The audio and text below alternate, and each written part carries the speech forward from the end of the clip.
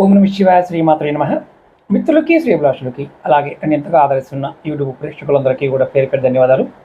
మిత్రులరా, మీ అందరికీ పరాదేవత ఎల్లవెల్లలా మీతో ఉండి మీ మనోవాంఛ నెరవేర్చాలని మనస్ఫూర్తిగా కోరుకుంటున్నాను.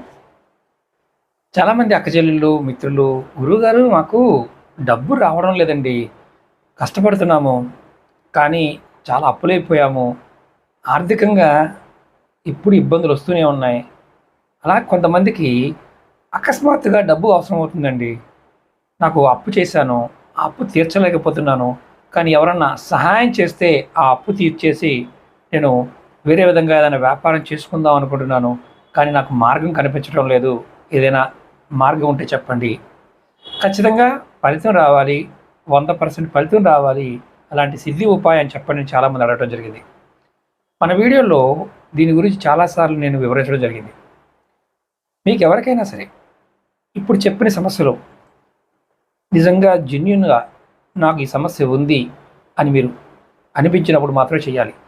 ఈ పరిహారాన్ని మీరు కొన్ని సందర్భాల్లో చేయకూడదు. దేనికి?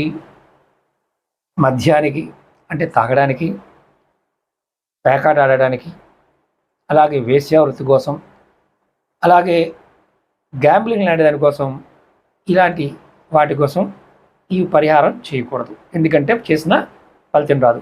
నిజంగా అవసరం ఉన్నప్పుడు చేసినప్పుడు మాత్రమే ఫలితాన్ని ఇస్తుంది. ఈ ఉపాయానికి కావాల్సిన పదార్థాలు మూడే మూడు. ఒకటి బిర్యానీ ఆకు, రెండవది దాల్చిన చెక్క పౌడరు, మూడవది ఒక లవంగం. ఈ మూడు కావాలి. ఈ పరిహారాన్ని మీరు ఎప్పుడైనా చేయవచ్చు. మీ అవసరం ఉన్న ప్రతి సమయంలో ఈ పరిహారాన్ని చేయవచ్చు. ఎలా చేయాలి, ఏ విధంగా చేయాలి తెలియజేస్తాను. అలాగే మీకు ఈ వీడియో నచ్చినట్లయితే లైక్ చేయండి, ఛానల్ని సబ్స్క్రైబ్ చేసుకోండి, పక్కనే ఉన్న గంట సింబల్ని యాక్టివేట్ చేసుకొని ఈ వీడియోని 10 మంది మిత్రులకి షేర్ చేయండి. మీకు ఎవరికైనా జాతక సమస్యలు ఉండి ఇబ్బందులు ఉన్నప్పుడు 9440593655 ఈ నెంబర్కి కాంటాక్ట్ చేసి కూడా మీరు అపాయింట్మెంట్ తీసుకోండి. మీ సమస్యలకి పరిష్కారం తెలుసుకోవచ్చు.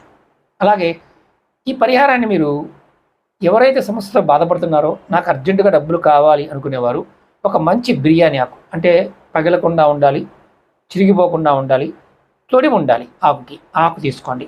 దాని మీద గ్రీన్ కలర్ స్కెచ్ పెన్తో లేదా మార్కర్ పెన్తో అయినా, మామూలు పెన్తో గ్రీన్ కలర్ పెన్ ఇంక్ ఉన్న దాంతో మీరు ఏం చేస్తారంటే, మీకు ఎంతైతే డబ్బు కావాలనుకుంటున్నారో ఆ డబ్బు రాయండి. రాసిన తర్వాత దానిలో కొద్దిగా దాల్చిన చెక్క పౌడర్ని వేయండి. వేసి దాన్ని మడత పెట్టి, మన పాను మడత పెడతాం కదా, అలా మడత పెట్టి దానికి ఒక లవంగని గుచ్చండి.